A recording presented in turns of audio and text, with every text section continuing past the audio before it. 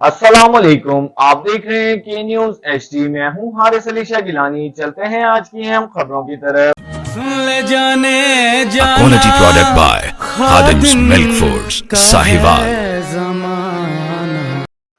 رخ کریں گے خوشاب کا، جہاں سے رپورٹ کر رہے ہیں ہمارے نمائندے بابا محمد حمزہ۔